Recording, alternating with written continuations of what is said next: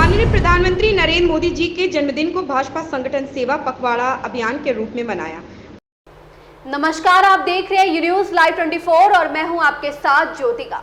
आइए रुक करते हैं खबर की ओर। माननीय प्रधानमंत्री नरेंद्र मोदी जी के जन्मदिन को भाजपा संगठन सेवा पखवाड़ा अभियान के रूप में मनाने जा रही है। इसके तहत विभिन्न मोर्चों द्वारा तमाम कार्यक्रमों का आयोजन किया गया। वहीं गाजियाबाद के लोनी, डासना, मोदी नगर में भी इसकी धूम देखने को मिली। मुख्य अतिथि के रूप में उत्तर प्रदेश सरकार में मंत्री आसीम अरुण मौजूद रहे। उन्होंने बताया कि हमें संकल्प लेना चाहिए, देश लगातार विकास की ओर बढ़ रहा। हमारे युवा साथियों ने जन्मदिन के अवसर पर ब्लड डोनेट का कैंप भी लगाया है। हमें उनके जन्मदिन को मनाने के साथ साथ उनके बताए गए रास्तों पर चलना है। भारतीय जनता पार्टी प्रत्येक चुनाव को बहुत ही गंभीरता से लेती है। 2024 के चुनाव में भी पूरी तैयारी के साथ हम जनता के पास जाएंगे और जनता का आशीर्वाद लेकर मोदी जी के नेतृत्व में गाजियाबाद के साथ पूरे देश में पुनः सरकार बनाएंगे।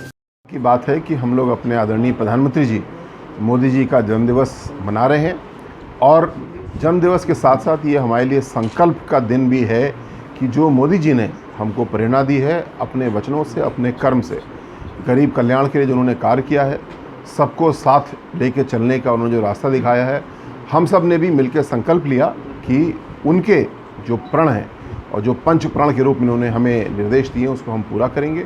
और विशेषकर आज जो हमारे लाभार्थी साथी हैं उनको हम सम्मानित कर रहे हैं। हमारे युवा साथी ब्लड डोनेशन का कैंप आयोजित कर रहे हैं और तरह तरह से हम लोग अपने लोकप्रिय नेता के जन्मदिन को मना भी रहे हैं, लेकिन उसके साथ साथ किस प्रकार उनके बताए हुए पे रास्ते पे चलना है उसको हम स्मरण कर रहे हैं, संकल्प को दोहरा रहे हैं। 2024 का भी चुनाव आने वाला है, किस तरह आप देखते हैं 2024 को? भारतीय जनता पार्टी हर चुनाव को बहुत गंभीरता से लेती है। गाजियाबाद के सम्मानित नागरिकों ने हर चुनाव में भारतीय जनता पार्टी के प्रत्याशियों का, सांसद जी का, विधायक जी का, सभी का भरपूर समर्थन किया और हम लोग को पूरा विश्वास है कि जो कार्य पिछले 10 वर्षों में हुए हैं और उसके आधार पर हम वोट मांगने के लिए जाएंगे और जनता से अनुरोध करेंगे। और मुझे पूरा विश्वास है कि हमारे सम्मानित मतदाता 5 साल के लिए पुनः एक बार गाजियाबाद में तो अपना आशीर्वाद देंगे, पूरे भारत में आशीर्वाद देंगे और मोदी जी के नेतृत्व में एक बार पुनः सरकार तैयार होगी और जो गरीब कल्याण के कार्य शुरू हुए हैं उनको पूरा किया जाएगा। मंत्री जी, आप गाजियाबाद के प्रभारी मंत्री भी हैं, गाजियाबाद को किस तरह से आप देखते हैं? उत्तर प्रदेश की अगर हम बात करते हैं विकास को लेकर, क्या योजनाएं आपकी?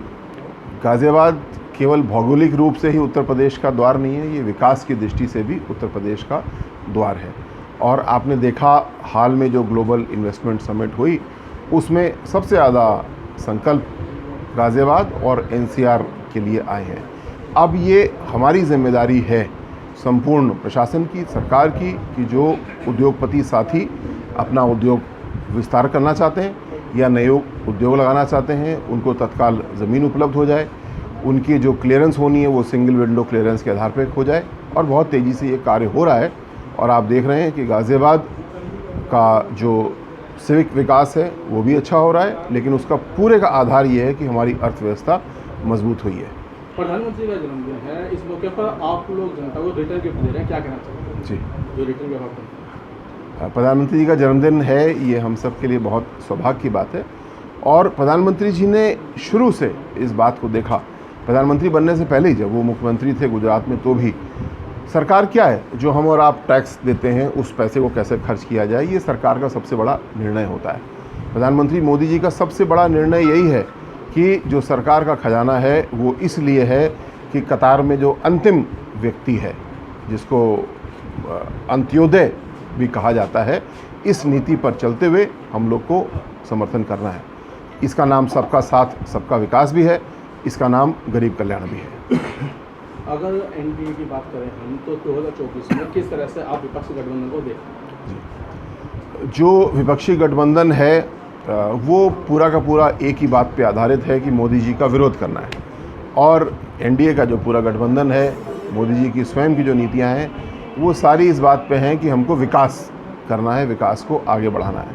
तो जहां एक और हमारे झंडे पे विकास लिखा हुआ है, दूसरी ओर विरोधियों के झंडे पे केवल मोदी जी का विरोध लिखा हुआ है। ये आसान सी बात हर व्यक्ति समझ रहा है। और मोदी जी का विरोध वो लोग कर रहे हैं जिनके परिवारवाद की दुकानें बंद हो गई हैं, जिनके भ्रष्टाचार की दुकानें बंद हो गई हैं। तो उनका विरोध करना तो स्वाभाविक है, लेकिन जो ईमानदारी से काम हुआ है, आज आप देखें जितनी भी योजनाओं की हम बात कर रहे हैं, लाभार्थियों के लाभ की बात कर रहे हैं, ये बैंक में सीधे पैसा डालने की वजह से, आधार से इसको जोड़ने की वजह से आज भ्रष्टाचार के ऊपर बड़े पैमाने पर रोक लग चुकी है और साथ साथ जो विकास की गति है वो तेज हुई है।